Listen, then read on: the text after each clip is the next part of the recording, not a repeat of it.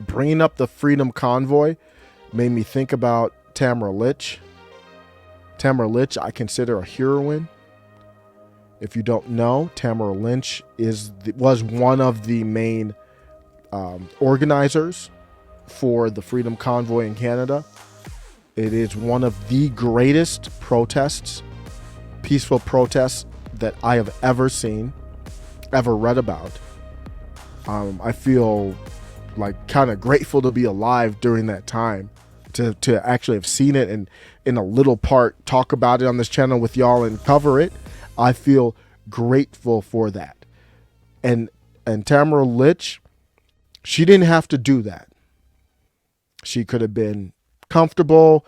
She's, I wouldn't say she's filthy rich, but she's well off. She doesn't need to do that. She took risks. So I'm looking at it. What sacrifices are being made? Tamara Lich made sacrifices to publicly speak out about how she felt and to be a primary organizer for the Freedom Convoy, one of the greatest peaceful protests of all times. Actually, a workers' protest at that, showing you that the right is way more principled than the left. And I find myself going after the populist left a lot. I really do, even though it does not excite me to do this, but I have to go after them. The right is like, we will support a labor movement. This was a truckers movement. They were the heartbeat of this thing, and they brought everybody in. It was bigger than that. The populist right will support whatever movement makes sense to their principles. The populist left is more about their righteous indignation. I want to have a moral stance, a high ground over you. So I can't support, I just did that video with Caitlin Johnstone, and I can't support MAGA. MAGA's fake, but you don't even know what MAGA is, so don't say it's fake if you don't even understand it. Ask somebody. Do an interview. You're not principled. You just want to have this stance of, I know what's fake, I know what's not. And the reason I bring that up is the populist left didn't support a workers' uprising movement. Why? They're a mess. That's why. They should have been aboard. But what a great movement there.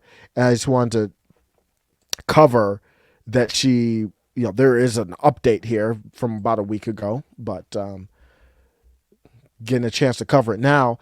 She isn't going back to jail. She is allowed to visit Ottawa, so she got out on bail. So Freedom Convoy leader Tamara Lich will not be returning to jail, a judge has ruled, after Crown prosecutor argued in court that she violated her release conditions. At her 2-day bail review, the organizer of the protests that brought the city to a halt, she sought to amend the terms of her release to allow her to visit Ontario and Ottawa. The Crown, meanwhile, argued Lich should be back in custody for allegedly violating her bail condition, not to support anything related to the convoy, and to stay off social media. So they treat her like, I was going to say slave, but that's too strong of a word. You tell somebody you can't go on social media? What is that? But yeah, that's where she is. She can't go on social media. She has to stay off of it. So what happened is she got this award. Well, she got nominated. I don't think she got the award. Did she get it? I think she got nominated. So a charity called Justice Center for Constitutional Freedoms emailed Lich to notify her she's been selected for the award. So actually, I think she did win it. So she did get the award, and she wanted to acknowledge it. So she took the initiative. They said she took the initiative to help organize peaceful protests. Obviously, she's deserving of this.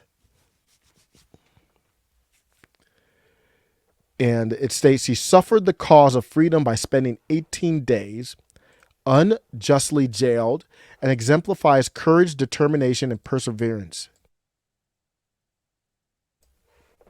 I would agree with all of that.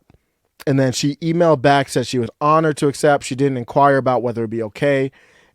She testified under cross-examination. So because of this, they're arguing like, wait, she violated her terms. Can you believe that? Luckily, it was not determined. So the judge is Judge Phillips. Said they accepted Lich's evidence that there was no connection between the convoy and receiving the award.